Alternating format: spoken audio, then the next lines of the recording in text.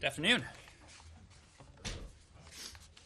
Good to see everyone. A few things at the top. The United States calls on President Daniel Ortega and the Nicaraguan government to immediately release presidential candidates Cristina Chamorro, Arturo Cruz, Felix Maradiaga, and Juan Sebastian Chamorro, as well as other civil society and opposition leaders who have been arrested over the past week in an increasing wave of repression. The United States condemns these actions in the most unequivocal terms and holds President Ortega and those who carry out his authoritarian orders responsible for their safety and well-being. The regime's repressive actions, including a number of arrests even last night, have sent independent journalists, activists, and student leaders into hiding for fear of reprisals. In response, and we just announced this, the Department of the Treasury, the United States is imposing sanctions on several members of the Ortega regime who are complicit in the regime's repression. And that includes for its failure to implement the electoral reforms called for by the Organization of American States and the UN Human Rights Council. Today, the United States announces sanctions on Camila Ortega Murillo, an advisor and daughter of Daniel Ortega, Leonardo Ovidio Reyes Ramirez, the president of the Central Bank of Nicaragua, Julio Modesto Rodriguez Valladares, a military general, and Edwin Ramon Castro Rivera, a National Assembly deputy. As these sanctions demonstrate, there are costs for those who are complicit in the regime's repression. The United States will continue to use diplomatic and economic tools against members of the regime engaged in this wave of repression. Next. Good accent. Thank you very much. I just had a chance to see Ambassador Hammer. He will be, I'm very flattered you compared me to him. The United States condemns in the strongest terms the senseless killing of at least 160 civilians, including children, in Burkina Faso on the night of June 4th to June 5th. We stand with our Burkinabe partners in the fight against violent extremism. We extend our sincere condolences to the families of the victims of this heinous attack, and we call for those responsible to be held accountable. And finally, we condemn in the strongest terms today's horrific attack in Baghlan, Afghanistan, which killed 10 and injured at least 16 humanitarian deminers with the international NGO, the Halo Trust. The Halo Trust has conducted demining operations in Afghanistan for many years now, essential work that benefits all Afghans. As Ambassador Wilson said, mine clearers are the bravest of the brave, and they risk their lives to make Afghanistan a safe place where all people can prosper. We offer our condolences to all those affected and call for an immediate investigation into this heinous attack. So with that, we'll turn to your questions. Thanks, Ned. I have a couple that relate to testimony that the Secretary gave over the course of the last couple of days, but I'll split them up and I'll just do one at a time and let others go. So let's just start with Nord Stream 2. It was not exactly a pleasant time for the Secretary on Nord Stream 2, his testimony, his hearings. He got pretty much roundly criticized by both people on both sides, lawmakers on both sides of the aisle for the last round of sanctions and the waivers. In response to that criticism, he made the same point. He made the same points and said that you don't want to poison the well with Germany for something that's a fait accompli. And then noted, as I think you have done as well, that the Germans have already come to the table with a proposal. I'd like to know what your understanding of that German proposal is, because my understanding of it is that it's exactly the same thing that they offered 2 years ago. That would be reverse flows of gas into Ukraine, payments to Ukraine, and not insignificant payments to Ukraine to make up for the loss of revenue, and also a snapback measure or a shutting off of the Nord Stream 2 pipeline if it is determined that Russia is using energy as a political weapon. So is your understanding of what the Germans have come, the German proposal, is it any different than that? And if it's not, it's a 2-year-old offer. It has nothing to do with the waiver or poisoning or non-poisoning of the well. Well, Matt, let me start with our overall goal. And you've heard this from us before, but it bears repeating because this is something for which there is actually great bipartisan agreement, including in the halls of Congress. And our goal remains to ensure that Russia cannot use energy as a coercive tool against Ukraine or anyone else in the region. And that's why our position on Nord Stream 2 has been clear and very consistent over time. It is a Russian geopolitical project that threatens European energy security and undermines the security of Ukraine and the eastern flank, NATO allies, and partners. And so that is why, including most recently in May, we have continued to assess potentially sanctionable activity and to impose sanctions as a result of that. Last month, we imposed sanctions on 4 Russian entities that engaged in the sanctionable activities under PISA, and we listed 4 Russian vessels as blocked property. We also listed as blocked property 9 vessels belonging to the Russian government's Marine Rescue Service, all of which are part of the Nord Stream 2 construction fleet. This, in fact, was the largest sanction action taken to date in an effort to stop Nord Stream 2. Well, hold on a second. I understand all that, and I know that that's what the talking points are, but the fact of the matter is that the Secretary said that it was a fait accompli.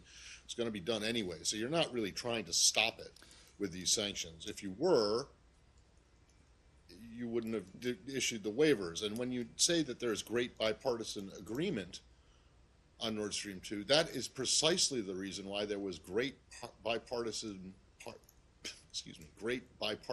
criticism of the Secretary's decision that he heard personally from Democrats and Republicans over the course of the last 2 days on the Hill. What you heard yesterday from the Secretary is that the pipeline, by the time this administration took office, was about 90% complete, more than 90% complete. And so, yes, as the Secretary said yesterday, the physical construction of the pipeline would be difficult to impede. Our goal remains the same, though, and that is to ensure that Russia cannot use energy as a geopolitical tool against Ukraine or any other country in the region. And there is great bipartisan agreement on that. Sanctions are one tool. They are an important tool, and we have used sanctions to good effect, including last month, and the largest sanctions ever announced in the context of this project. But they're not the only tool.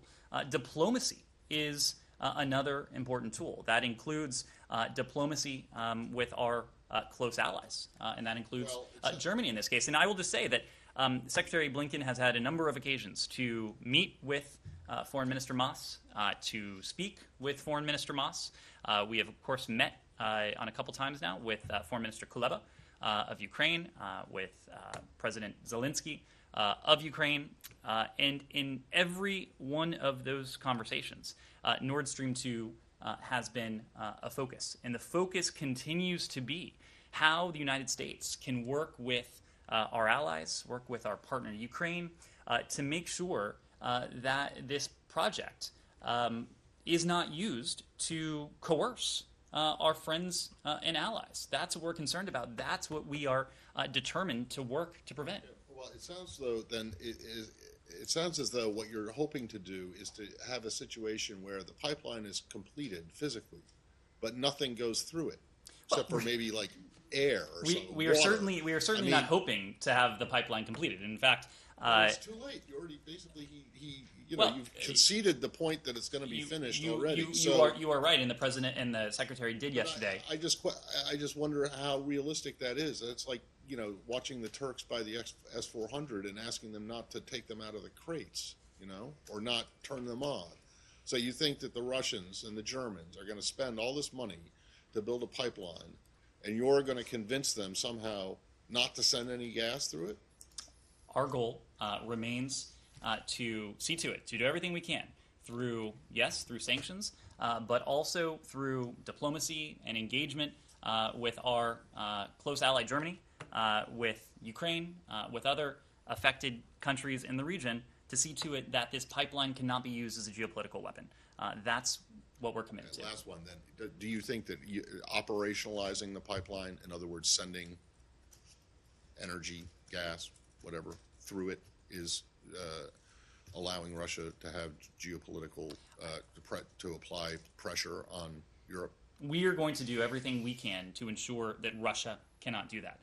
Again, I don't want to get ahead of diplomacy. Of course, the president will have an opportunity to engage with our German counterparts. But the mere fact of turning it on, do you think, does that constitute Again, Russian pressure? Again, I don't want to get ahead of where we are.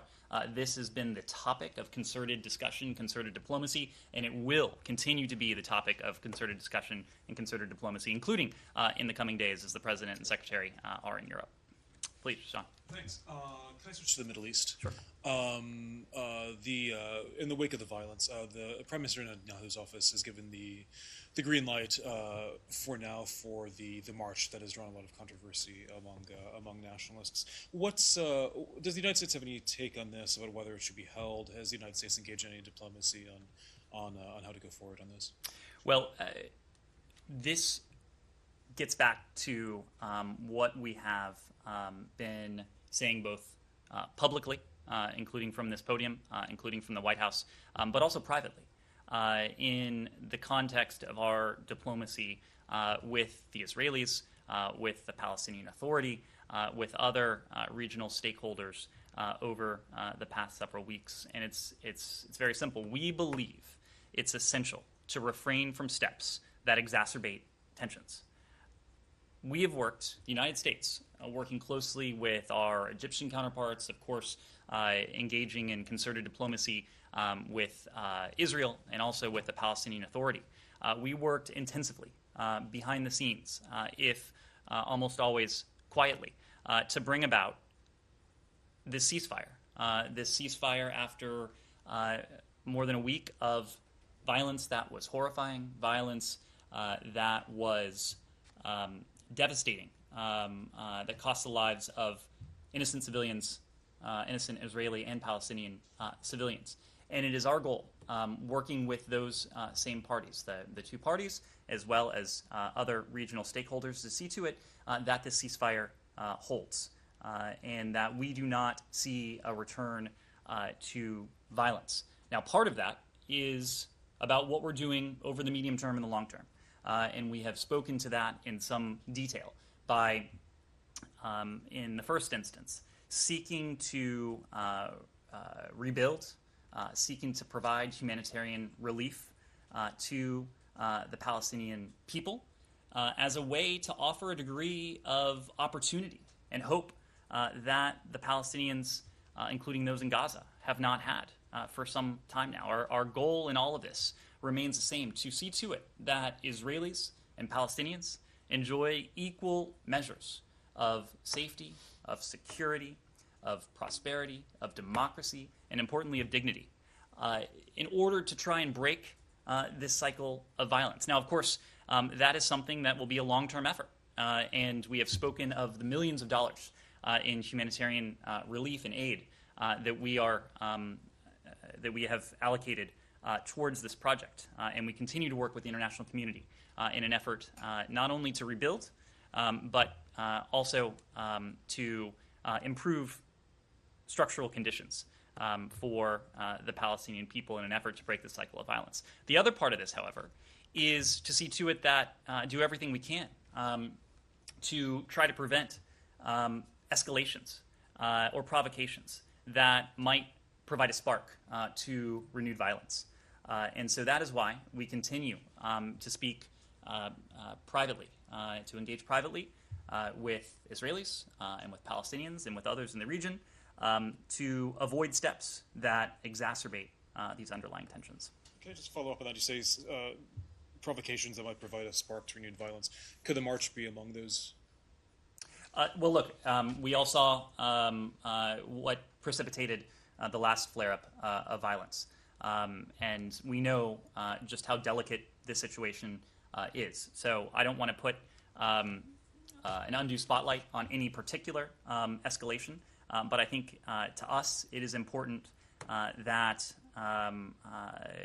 all sides refrain from steps that exacerbate tensions and that they actively take steps to avoid provocations or escalations. Yes. On this, I have two questions. Axios has reported that a U.S.-Israel working group on Palestinian affairs met on Monday for the first time to discuss the Biden administration's intentions of reopening the consulate in Jerusalem. Is it accurate, and did you take any decisions in this regard? Well, what I would say broadly is that the President, the Secretary of State, they are committed to working towards equal measures, as I said before, of freedom, of security, prosperity, and of dignity for Israelis and for Palestinians alike. We intend to do so in tangible ways in the immediate term. In that regard, the United States is working closely with both Israelis and Palestinians, as well as the United Nations, to advance that vision.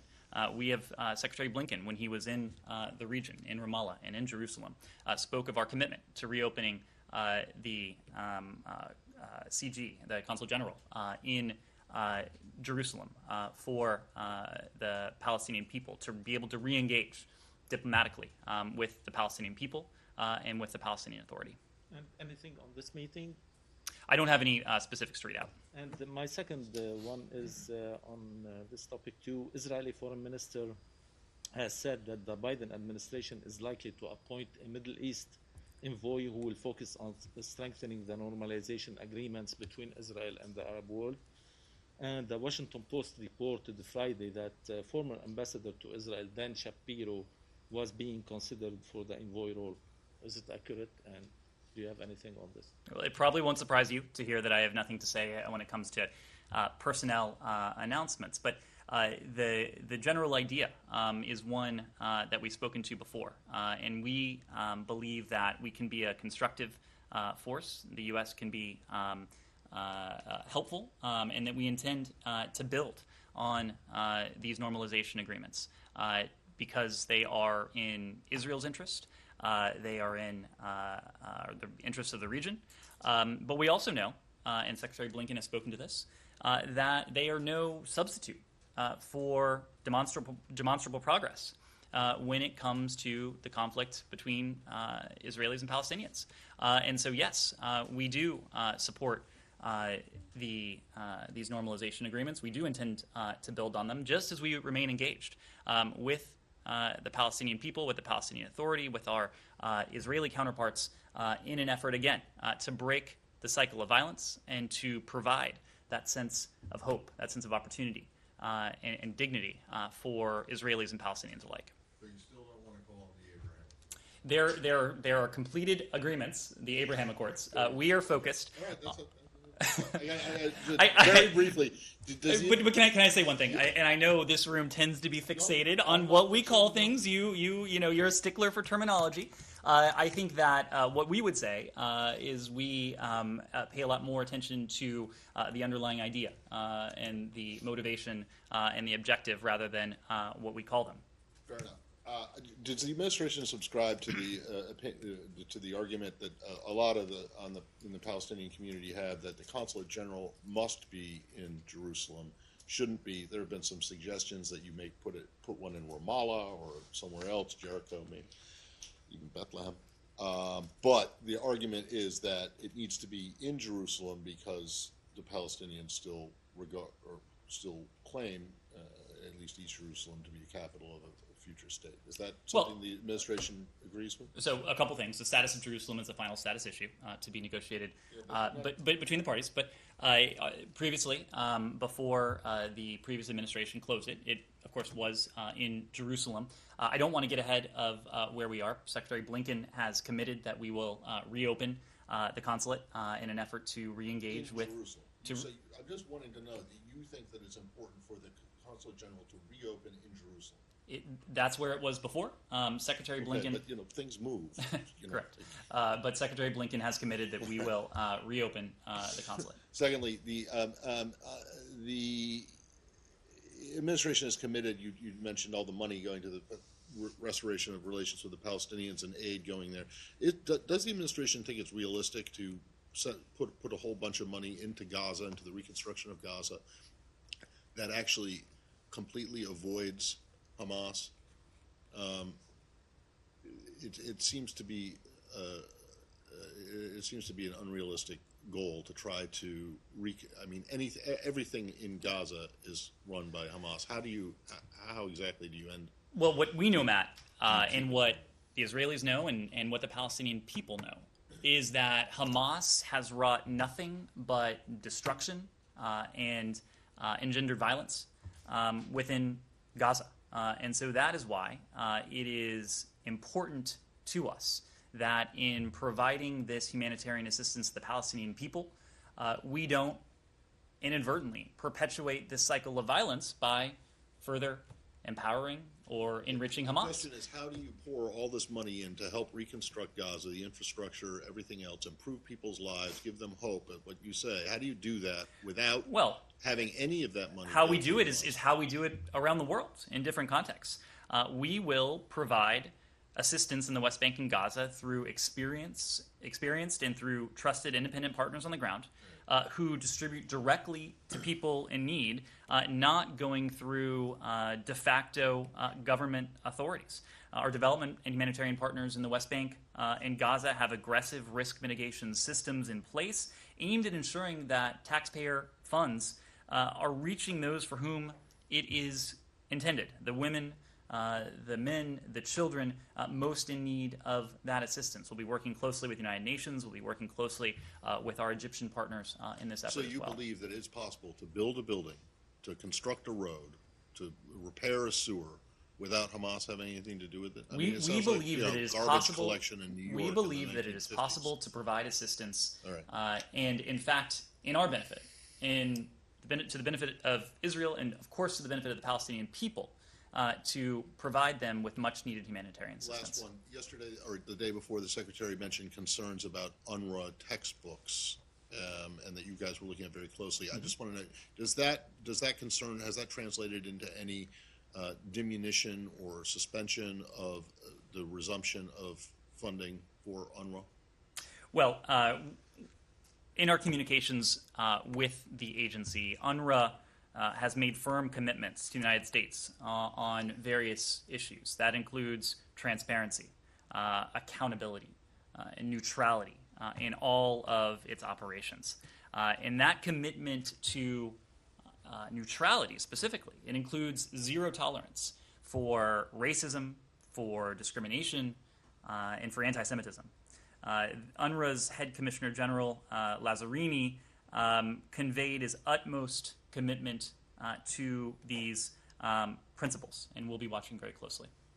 Yes. But there has been it hasn't affected any of the assistance, the money going to UNRWA now, the stuff that's been announced already. Still going. We have made very clear the risk mitigation measures, both publicly and in our conversations with Congress when it comes to UNRWA. Yeah, but there hasn't been, the concerns that you have about this have not impacted the aid so far, correct? What we have announced, there has been no change in that. Thank you. Yes. With La Vanguardia, Spain. Speaking about the Abraham agreements, President Biden and Secretary Blinken are starting their trip to Europe today, where I think they will convey to the allies their message about the U.S. being back in the world, diplomacy is back, multilateralism is back. But how does this approach fit with the decision to so far stick to the policy switch made by Donald Trump concerning the sovereignty of the Western Sahara to support Morocco's aspirations instead of the United Nations position? How do you conciliate both statements, or is maybe the State Department about to review its position on this policy switch? Secondly, also regarding President Biden and Secretary Blinken trip to Europe, will the U.S. reconsider the travel restrictions currently in place for the European Union countries and the U.K., as these measures actually do not apply to other travelers coming from countries where the infection rates are much higher and the vaccination rates much lower? And third and finally, regarding Latin America and specifically Nicaragua, we saw the acting Assistant Secretary message of condemnation on Ortega's regime latest actions. But she said that the U.S. would like the world to act, that the international community would act. What do you want the international community to do? And also, would the U.S. support the activation or enforcement of the charge of the Organization of the American States to Nicaragua? Thank you very much. Okay. I will start with your question about travel restrictions that remain in place. As you know, this is a question of public health. And recognizing the importance of travel to our citizens and their families, as well as the critical role of trade as well. Yesterday, the Biden administration announced the launch of a series of expert working groups with 4 key partners: Canada, Mexico, in the case of Spain, the EU, as well as with the United Kingdom, to determine going forward how best to safely reopen travel.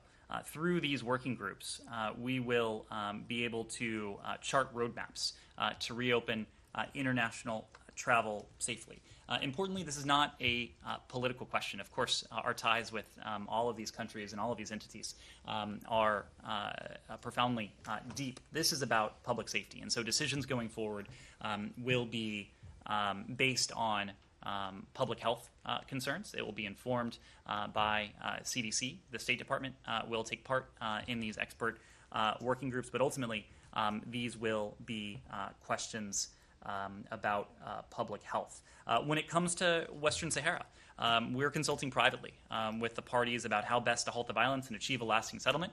I don't have anything further to announce at this time, but I would certainly take issue with the characterization that there's been a continuity, including when it comes to our approach towards the region from the last administration, and even in this briefing alone. It's in some detail. We've talked about our efforts to bring equal measures of safety, of security, of prosperity, of democracy, and of dignity to Israelis and to Palestinians alike. And if you take a look at what we have said, and more importantly, what we have done in the context of this region, I think you will see any number of very important and, in fact, profound differences. When it comes to Nicaragua, I said before, today the Department of the Treasury announced sanctions against some of those responsible for enabling the crackdown on democracy and for limiting the free will of the Nicaraguan people. And we have taken action accordingly. It has become clear, including in the past few days alone, that under President Ortega, Nicaragua is becoming an international pariah, moving farther away from democracy. This was something that we had an opportunity to discuss, that Secretary Blinken had an opportunity to discuss in the context of our travel to Costa Rica just the other day. Nicaragua is, of course, a member of SICA, and we discussed this in both bilateral and multilateral settings with some of our partners, our shared concerns, the shared concerns on the part of other SICA members, other close partners in the region, about what we see happening, in many cases right before our eyes, when it comes to Nicaragua. We announced our own measures of accountability. We have additional tools at our disposal to hold members of the regime or those who enable them to account, and we will not hesitate to do so. Secretary Blinken also had an opportunity on the sidelines of the SICA meeting to make some of these points directly to the Nicaraguan foreign minister. And the message that Secretary Blinken conveyed to him is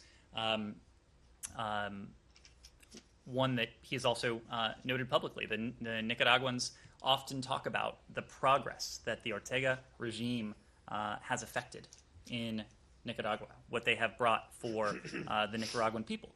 And Secretary Blinken's message was very simple.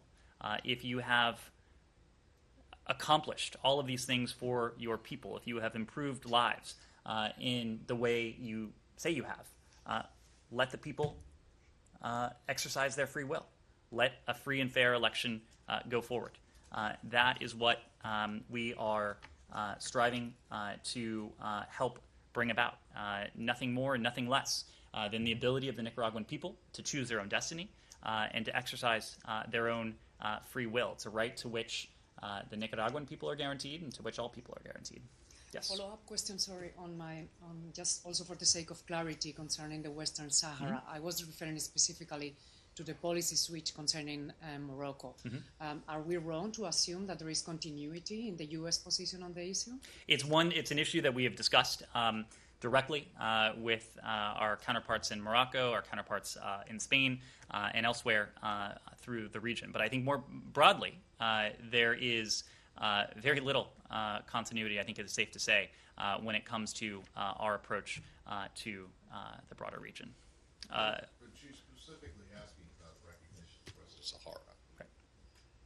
And you're saying that it's not there's no continuity between this administration and the last administration. What I'm saying is I don't have any. Have you revoked the recognition? What I'm saying is I don't have anything to announce at the moment. But I think if you look at Western Sahara as part of the previous administration's broader approach to the region in the context of the Abraham Accords, that is where you see quite a bit of discontinuity between the approach we have pursued and we have enacted versus what the previous administration did. Connor.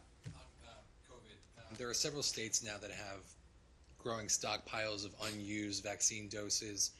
A State Department spokesperson said this morning that if states have additional vaccines, the U.S. government is, quote, committed to working to make sure that vaccine is utilized. Does that mean that you are actively considering working with states to coordinate with them and provide those doses overseas? Well, as you heard from us this morning, it's incredibly important, not only to the State Department, but also to this full administration, that we make maximum use of the vaccine supply that we have in this country. And you have heard of us talk of our plans for that excess vaccine supply so far. And President Biden made very clear and pledged to donate 80 million doses before the end of this month to countries around the world. And just a few days ago, we laid out the framework for doing so. I think you may have heard from President Biden this morning that he'll be speaking in greater detail to what the United States will be positioned to do beyond what we have already committed. And it's a great deal to which we've committed. It's not only those 80 million doses, but it is the $2 billion to COVAX with $2 billion additional over time. It is our focus on increased manufacturing capacity, including in the context of the Quad. It's a sharing arrangement that we have spoken to in the context of our relationship with Canada and Mexico, as well as any number of other steps to demonstrate that the United States will help to lead the way out of this pandemic. We've said before that as long as the coronavirus is left in the wild anywhere, as long as it is free to mutate, it poses a threat to people everywhere, including Americans here at home. But now that we are confident in our own vaccine supply here at home, that we have made significant progress with our own efforts, we are in a position to do more. That's precisely what we've said in the context of those 80 million doses. If there are unused vaccine supply that would otherwise go to waste, we're going to do everything we can to ensure that those doses are used and put to good use. But I don't have specific details to share. Does that include those doses that have been provided to states already, though? Is it possible to coordinate with state governments to return those to the federal government and then provide them overseas?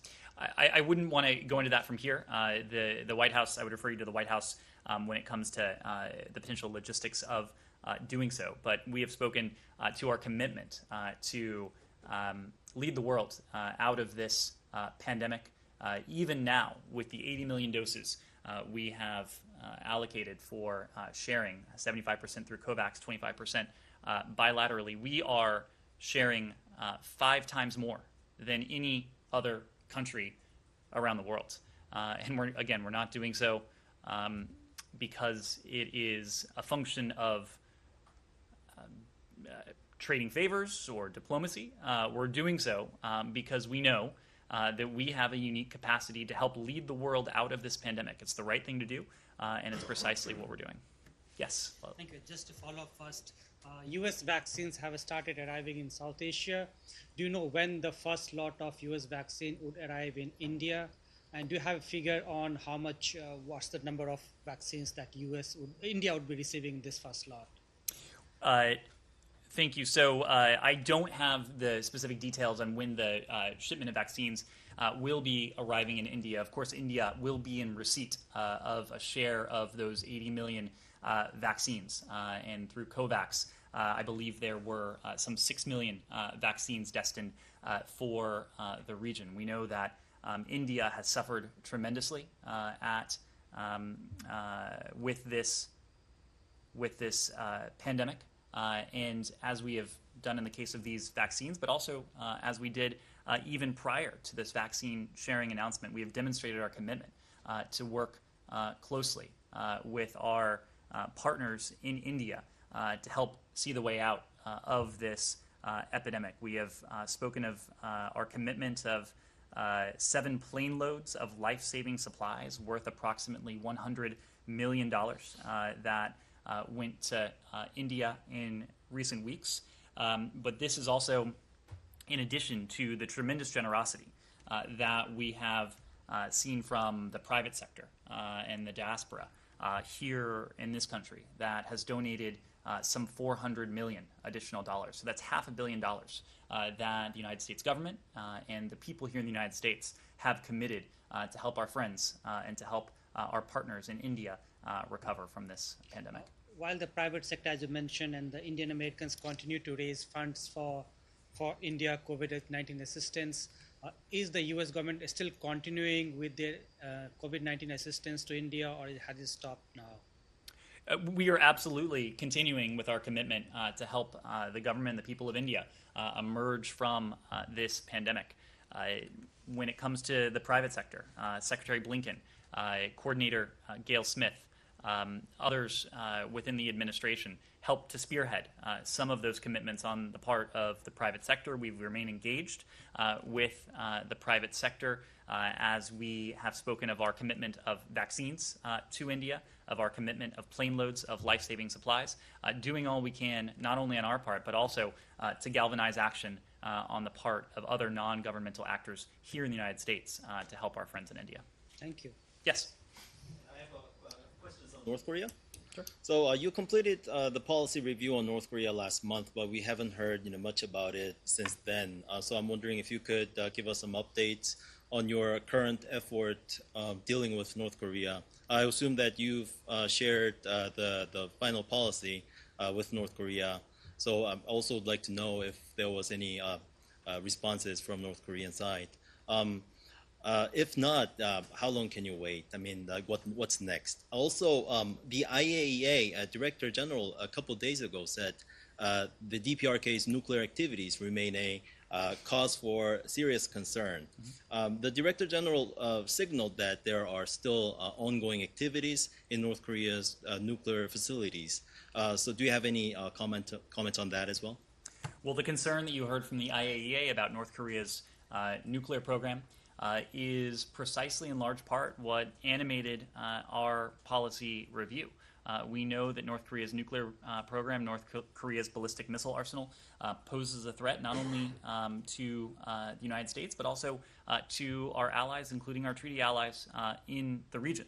And it's precisely why we undertook this review with a great deal of urgency, but with also a great deal of care. And you're right that we have completed the review. It was thorough, it was rigorous, it was inclusive. As I've said, we consulted with those very same treaty allies, including those in Seoul, those in Tokyo, but also more broadly throughout the Indo-Pacific. And we also have had a chance to discuss it with other global allies and partners. Similarly, we consulted with outside experts, including those who have worked this challenge in the context of previous administrations. We recognize with some degree of humility that what the United States has attempted before with North Korea has not in large part made the challenge any better. That includes the threat that emanates from North Korea or for the conditions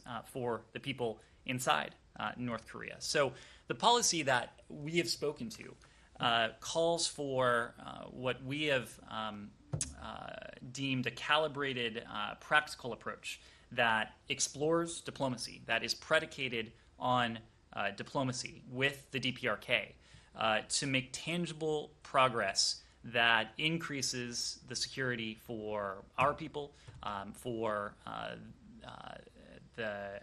our allies in the region, as well as for deployed forces. And we did announce that Ambassador Sung Kim will serve as the special representative for the DPRK, and Ambassador Kim will, for our part, continue to be deeply engaged in this, and will be heading our efforts to explore that practical, principled diplomacy to make progress where we can.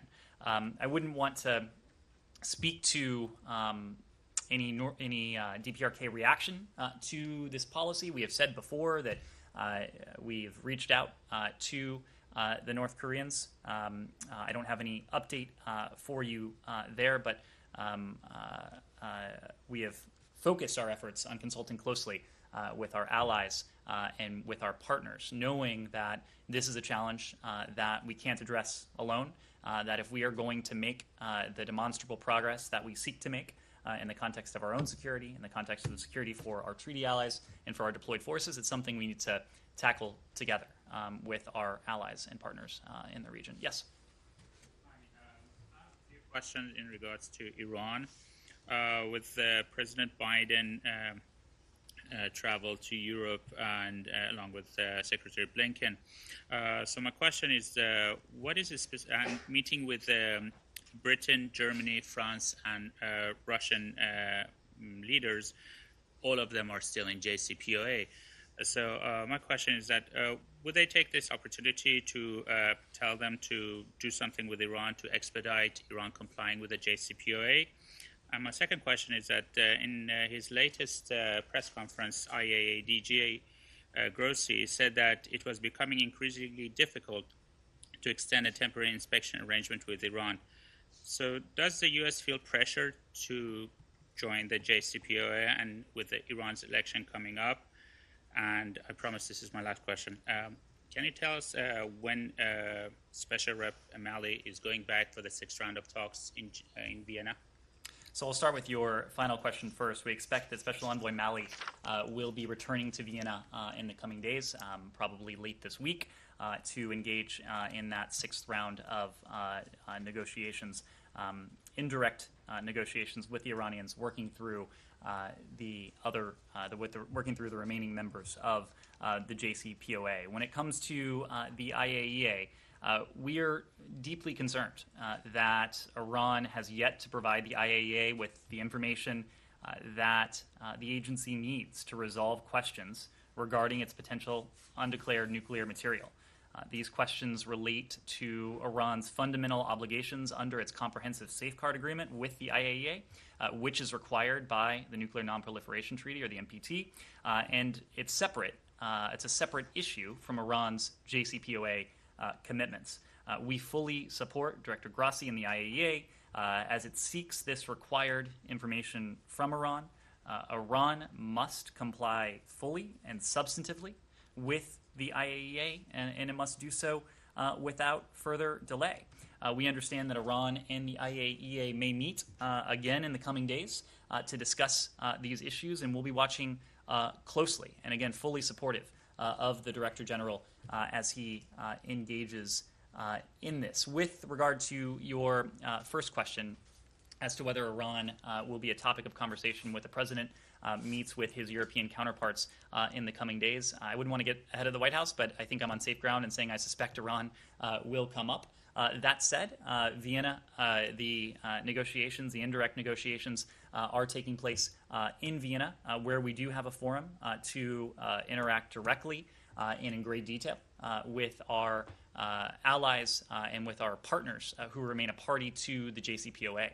So Special Envoy Malley and his team, when they are on the ground in Vienna, which they again will be in the coming days, do have an opportunity as a routine matter, of course, to meet with and to speak with the French, the Germans, the British, the Russians, and the Chinese, who remain party to the JCPOA. Yes. So follow up with Iran's election coming up, and so the U.S. doesn't feel any pressure to expedite this talks and get a deal with Iran? Well, we do recognize that this is a challenge that we need to treat and that we have treated with a good deal of urgency.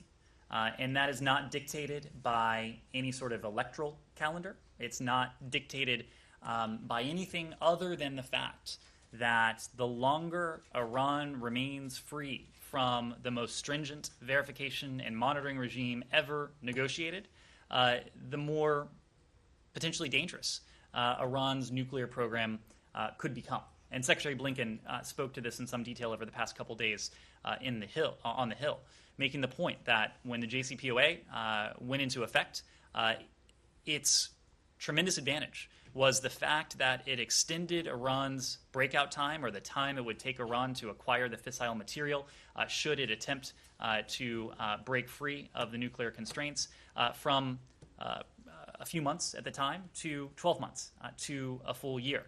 Now that Iran has distanced itself from key provisions within the JCPOA, Iran has been able to use technology, including more advanced centrifuges, amass additional quantities of other nuclear materials that have allowed it once again to shrink that breakout time to a level that we certainly are not comfortable with, and we do not think our allies, our partners, should be comfortable with either. So that's why we're treating this with a great deal of urgency. We're engaged in diplomacy in Vienna because we believe that diplomacy provides the most durable way to, once again, prevent Iran from ever obtaining a nuclear weapon. And that's really what this is all about. The most effective way to ensure that Iran can never threaten the United States, can never threaten Israel, can never threaten other countries in the region or elsewhere with a nuclear weapon. That's where we want to get back to. Yes? Chairman of the House Foreign Affairs Committee led a letter signed by 24 other members to Secretary Blinken calling for the U.S. to take urgent steps with international partners to address Lebanon's worsening crisis and prevent further instability. What was the Secretary's answer to this letter, and did the department take any steps to address the Lebanese crisis? I will see if we can provide you with anything on Secretary Blinken's response to the letter. But I will just say that we have been very much engaged on this. Ambassador David Hale was in Lebanon not all that long ago, engaged on these issues, encouraging progress, and above all, seeking to provide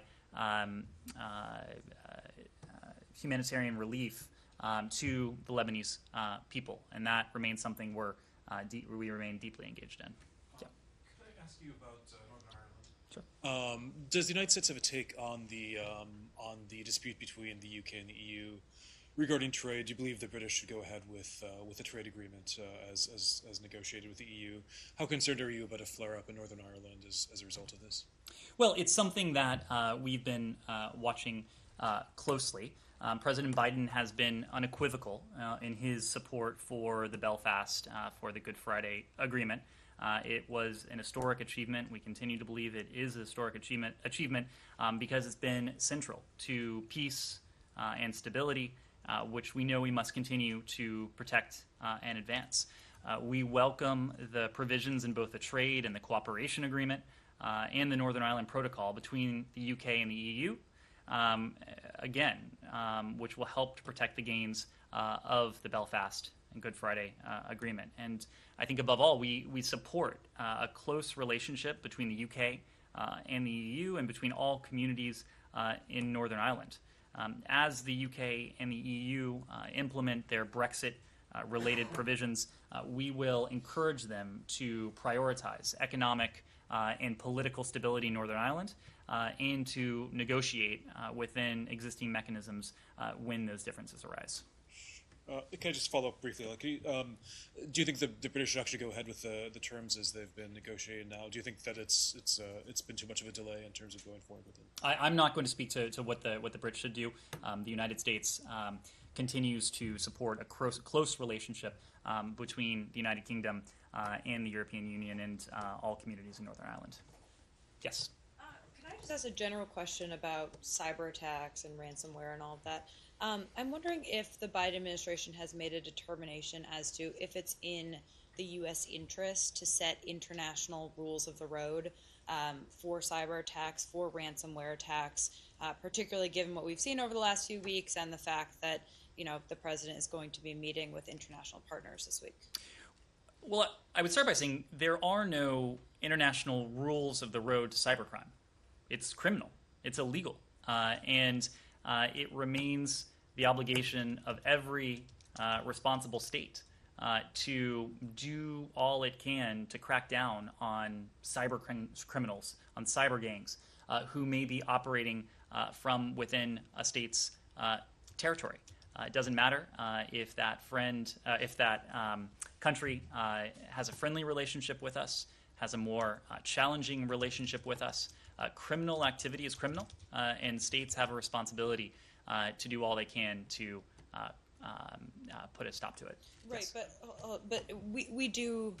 The United States also engages in cyber attacks to a degree, and there are no international rules of the road for this. So, are you saying the U.S. is not interested in developing those rules because ultimately what we've seen, you know, recently is ultimately criminal? There's no need for rules of the road here?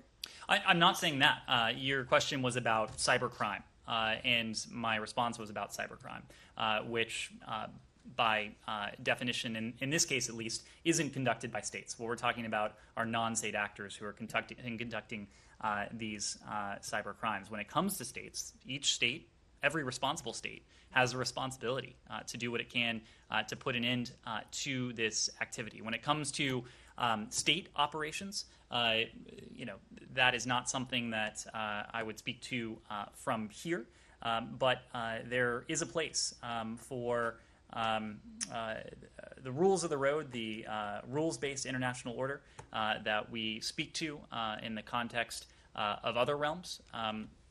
Some of those same rules would apply. And just one more question. I'm wondering if the Biden administration has made clear red lines for ransomware attacks emanating out of any specific country in conversations with those countries. So, for example, if the United States has told Russia what the red lines are for ransomware attacks that emanate from their country against the United States. We have raised the issue of ransomware attacks with any number of countries, and that includes Russia. I suspect, as you have heard from the White House, that this activity will be a topic when the two presidents meet next week in Geneva, but I wouldn't want to characterize those discussions. Take a final question. Yes, I don't think you asked one. Okay, so we're 1 month away from the expiration of the UN's cross-border mandate for Syria, and I know it's the U.S. preference for that aid mechanism to continue, but in a worst-case scenario where the border crossing is shuttered, can you give us a sense of what the contingency plan is? Is the U.S. talking with Turkey and coordinating with the aid community to bolster the capacity of NGOs on the ground, and is this something that President Biden would raise with President Putin? I wouldn't want to speak to contingencies right now, because right now our focus remains on one thing, and that's the reauthorization of these border crossings. It is of paramount importance to us that when the UN convenes and decides on this, that the Security Council does the right thing. And the right thing in this case is to reauthorize these crossings so that Syrians who have been a victim to their own government, to terrorist organizations, have the needed relief that these humanitarian crossings are able to provide. I will tell you that when Secretary Blinken met with his Russian counterpart, Sergei Lavrov, in Reykjavik just the other week now, this was a topic they discussed at some length, And it won't surprise you to hear that Secretary Blinken is quite passionate about this. You heard him address the United Nations 6 or so weeks ago now, where he invoked not only the humanitarian needs of the Syrian people, but spoke of it in very personal terms, speaking of his own children in this context, speaking not only as a Secretary of State, but also as a father, and asking how dare us, should we not be in a position to reauthorize these border crossings. So, of course, Ambassador Thomas Greenfield was in the region just last week to advance these discussions and to put a spotlight on it. We'll continue to do that over the course of the next month when this very important matter comes to the Security Council. Last question. Yeah. The administration moved to withdraw some executive orders that were trying to ban TikTok and WeChat, Chinese social media apps. This department in the previous administration talked quite a bit about the threat of Chinese apps and the kind of danger that these apps pose. And I think the department staff themselves weren't allowed to have these apps on their phone. You know, that was a specific policy that had been brought in. You know, this move today to withdraw those executive orders, does that reflect some different conclusion that the State Department has reached about the risk of, you know, downloading TikTok? Is that, you know, or are you still concerned about the risks of, you know, to Americans' privacy and security risks as a result of those? Well, there are a couple specific things involved when it comes to TikTok, including litigation. But I will say as a general matter that we are committed to promoting an open, interoperable, reliable, and secure internet, protecting human rights online and offline, and supporting a vibrant and a global digital economy. And we're taking strong steps to protect Americans' sensitive data from collection and utilization by foreign adversaries through connected software applications. That's what was at the heart of the executive order that you saw from the White House today. I'd refer you to the White House and the Department of Commerce for more details on that. Thank you very much, everyone.